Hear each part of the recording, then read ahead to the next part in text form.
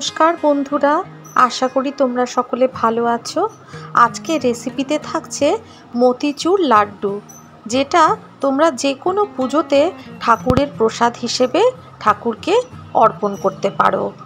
জন্মাষ্টমী বা লোকনাথ বাবার জন্মদিনের দিন এই রকম লাড্ডু নিজের হাতে তৈরি করে দিলে ঠাকুরও কিন্তু খুব খুশি হবে। মাত্র 200 গ্রাম ছোলার ডাল দিয়ে আমি এই লাড্ডুটা তৈরি করে দেখাবো।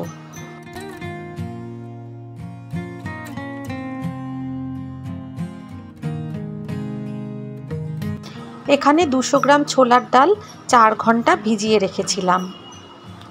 এরপরে মিক্সিতে ডালটা দিয়ে ভালো করে গ্রাইন্ড করে নেব, এই যে ঠিক এই রকমভাবে।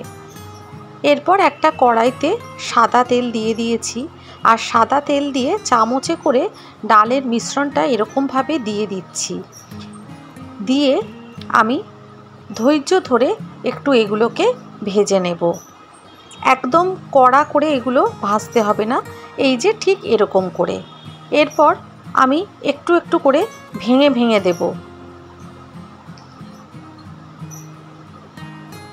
এই যে ঠিক এই রকমভাবে ভেঙে ভেঙে দেব।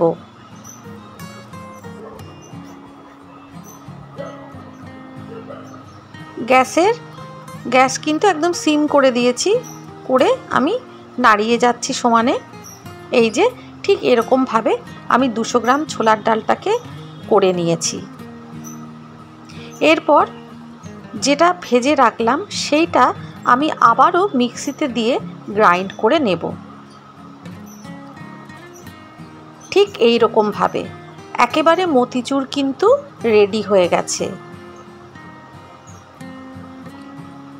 অন্য একটা প্যানে আমি 1 বাটি চিনি আর যে পরিমাণ চিনি তার হাফ জল নিয়ে নিয়েছি। দিয়ে দিলাম বেশ কিছুটা পরিমাণ এলাচ গুঁড়ো, দিয়ে দিচ্ছি ফুড কালার। সব কিছু আমি একসাথেই এখানে দিয়ে দিয়েছি। দিয়ে এবারে আমি ভালো করে চিনিটাকে গলিয়ে নেব, চিনির শিরা তৈরি করব। খুব বেশি কিন্তু আঠালো হবে না, ওই রকমই হবে।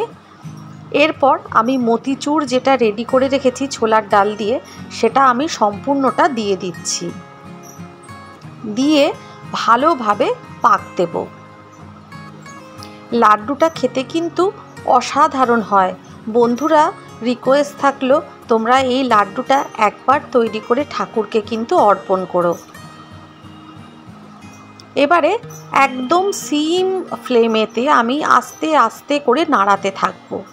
একটা শক্ত মতন ডো তৈরি করব। এই রকমভাবে নাড়াতে থাকবো। সব কিছু একসাথে ভালোভাবে মিশিয়ে নিয়েছি। মিশিয়ে নিয়ে এরকমভাবে নাড়াতে থাকবো। এরপরে আমি দিয়ে দিচ্ছি ঘি। মিশ্রণটা প্রায় রেডি হয়ে গেছে। আমি ঘি দিয়ে দিলাম।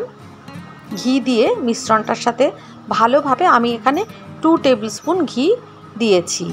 দিয়ে মিশ্রণের সাথে ভালোভাবে আমি মিশিয়ে নিচ্ছি। এই ঘিটা দিয়ে দিলাম।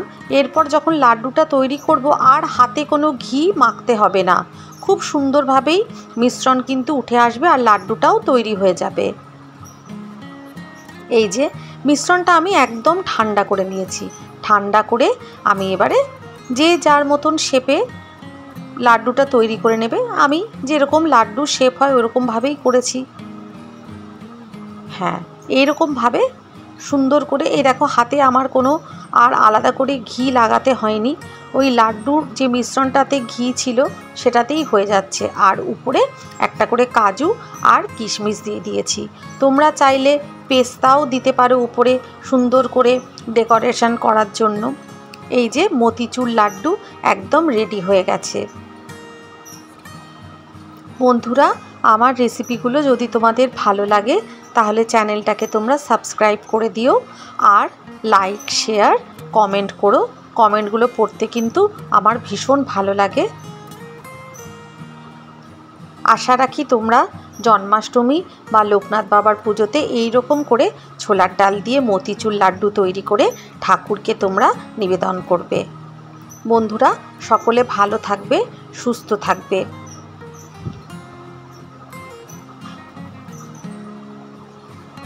লাড্ডুগুলো দেখতেও কিন্তু খুব সুন্দর লাগছে বন্ধুরা।